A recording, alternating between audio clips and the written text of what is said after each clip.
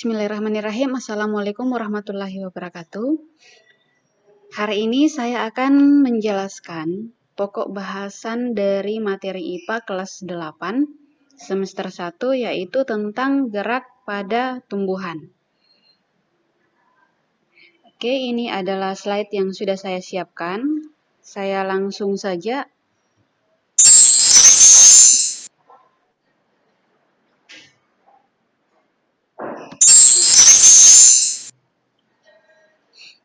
Oke, di sini bisa dilihat beberapa gambar untuk gerak pada makhluk hidup.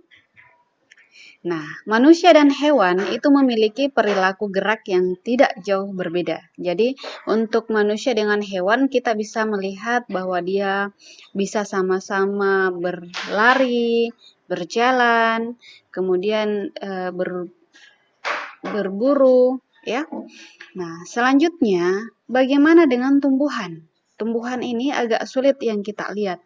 Kita lihat pergerakannya. Nah, bagian apa saja dari tumbuhan yang kira-kira bisa bergerak?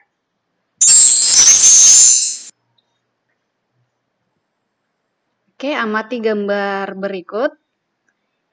Ini adalah gambar dari tumbuhan putri malu atau Mimosa pudica.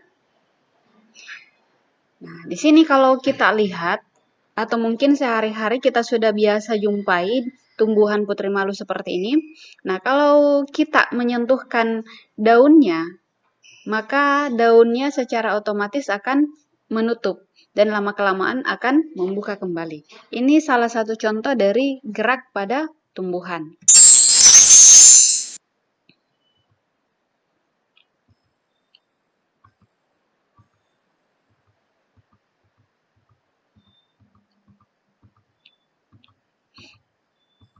Nah, gerak pada tumbuhan secara umum itu terbagi atas 3. Ada namanya gerak hygroskospis, ada gerak esionom, dan ada gerak endonom. Kita bahas satu-satu. Oke, saya buka dulu untuk gerak hygroskospis. Gerak hygroskospis itu adalah gerak tumbuhan akibat perubahan kadar air. Contohnya ada 4, yaitu pecahnya kulit polong-polongan. Kita bisa coba lihat contohnya seperti ini. Jadi biji polong-polongan ini ketika disentuhkan dengan air, maka secara otomatis biji ini atau buahnya ini akan terbuka. Kemudian contoh yang kedua ada namanya kembang merak. Lalu contoh 3, kacang buncit. Bentuknya kurang lebih seperti ini, ya. Kacang yang sudah tua akan memecah sendiri. Kemudian contoh yang keempat ada namanya membukanya kotak spora. Itu adalah beberapa contoh dari gerak hygroskospis. Nah, selanjutnya gerak yang kedua ada namanya gerak esionom.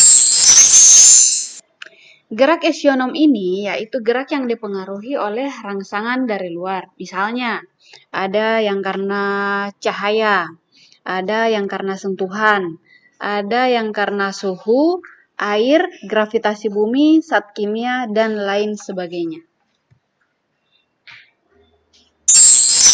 Gerak esionom ini terbagi lagi menjadi 3. Ada namanya gerak nasti, gerak tropisme, dan gerak taksis. Kita coba membuka gerak nasti dulu. Nah, gerak nasti itu adalah gerak bagian tubuh akibat pengaruh rangsang dari luar. Nah, arah geraknya ini tidak dipengaruhi datangnya rangsangan. Coba kita cek satu-satu apa saja contohnya. Nah, di sini contoh yang pertama untuk gerak nasti, ada menutupnya daun putri malu. Ini gerakan seperti ini disebut gerak niktinasti. Seperti contoh yang tadi yang saya berikan di awal, ini ketika daunnya disentuhkan, maka daunnya akan menutup sendiri. Tapi lama-kelamaan dia akan membuka kembali. Ini contoh dari gerak niktinasti. Gerak niktinasti yang berikutnya ada juga menutupnya daun majemuk karena malam. Maksudnya seperti ini. Jadi kalau malam hari, daunnya ini akan menutup sendiri. Tapi pada saat siang hari, daunnya akan kembali membuka. Contoh yang selanjutnya ada seismonasti. Misalnya menutupnya daun kuning. Ini. Jadi kalau misalkan ada yang menyentuh atau mungkin ada serangga yang masuk, maka secara otomatis daunnya ini akan menutup. Sehingga serangganya akan sulit untuk keluar. Lalu contoh selanjutnya ada gerak fotonasti. Kalau ada kata foto berarti dia berpengaruh pada matahari. Yaitu contohnya mekarnya bunga pukul 4. Jadi pada saat pagi hari bunganya menutup, pada saat jam 4 sore bunganya akan terbuka. Tapi ini tidak berlaku untuk jam 4 subuh. Kenapa? Karena dia berpengaruh pada sinar matahari. Nah, selanjutnya yang kelima ada nasti kompleks. Ini membuka dan menutupnya stomata. Jadi di daun itu ada namanya stomata, dia bisa membuka atau menutup secara bergantian, di mana ketika dia membuka mungkin dia mengambil CO2 atau karbon dioksida dan dia menutup kembali untuk proses, lalu membuka kembali untuk mengeluarkan oksigen. Itu tadi contoh dari gerak-gerak pada gerak nasti. Nah, yang selanjutnya tropisme. Tropisme ini berhubungan dengan pengaruh rangsang dari luar juga. Nah, arah geraknya dipengaruhi dari arah datangnya rangsang. Contohnya yang pertama ada fototropisme. Ingat, kata foto berarti dia terpengaruh pada cahaya. Misalnya gerak batang ke arah cahaya. Nah, kadang ya, kalau kita menyimpan tumbuhan di dalam rumah, kemudian di samping jendela, dan di dalam rumah ketika pagi hari biasanya lampunya itu kita padamkan. Sehingga yang ada cahaya berasal dari luar jendela, yaitu dari sinar matahari. Nah, inilah yang membuat batang dengan daun dari tanaman ini selalu menghadap menuju ke matahari. Kemudian contoh yang kedua ada geotropisme. Kalau dia membahas tentang geo, berarti dia membahas tentang bumi. Contoh yang kedua ini yaitu gerak akar ke dalam pusat bumi. Di gambar ini bisa kita lihat ada yang sudah berkecambah ya. Nah, dia sudah menimbulkan akar, kemudian akar yang pertama itu langsung menuju ke pusat bumi, langsung menuju ke bawah. Nah, menuju ke pusat bumi yang dimaksud di sini itu dipengaruhi oleh gaya gravitasi bumi. Nah, gambar yang kedua di samping kanan ini ada akar yang bergerak ke arah kanan dulu, tapi pasti ujung-ujungnya akan mengarah ke pusat bumi. Ini gambar yang ketiga, ada beberapa lagi di dalamnya. Intinya di sini bahwa gerak geotropisme di mana semua akar meskipun dia bergerak ke atas dulu, pasti ujung-ujungnya akan bergerak ke bawah lagi. Begitu seterusnya. Contoh yang selanjutnya ada membelitnya ujung batang pada sulur tanaman. Contoh ini biasa disebut dengan tigmotropisme. Di sini kita lihat ada dua contoh ya. Ini contohnya ada tanaman labu kuning, di mana tanaman labu kuning ini termasuk tanaman yang menjalar.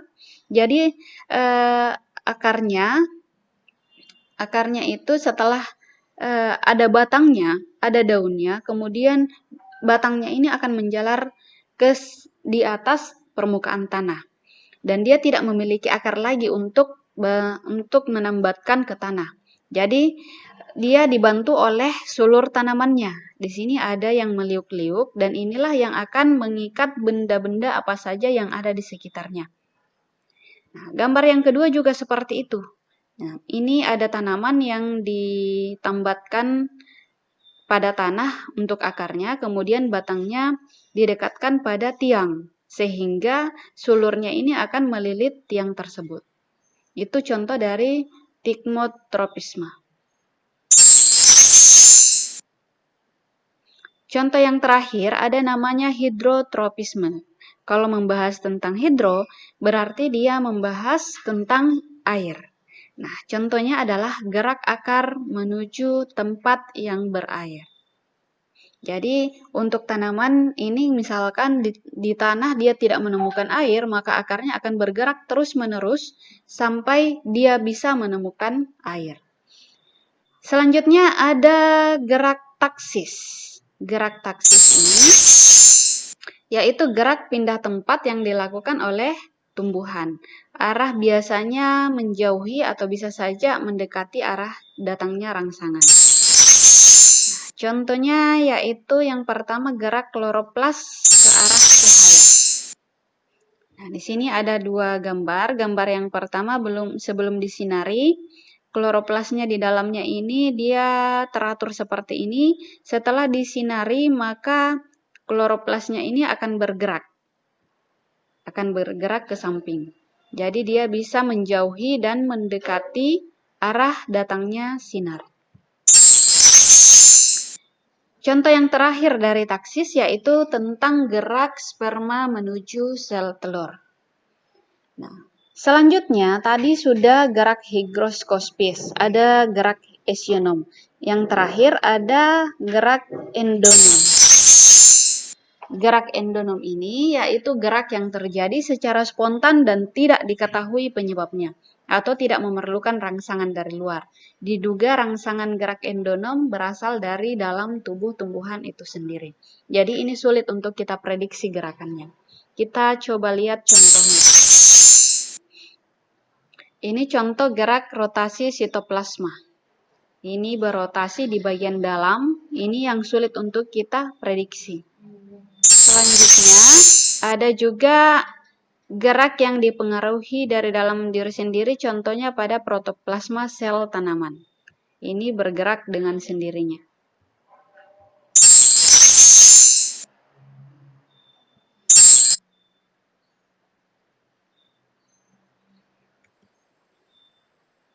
Oke, saya rasa demikian pembahasan saya tentang gerak pada tumbuhan.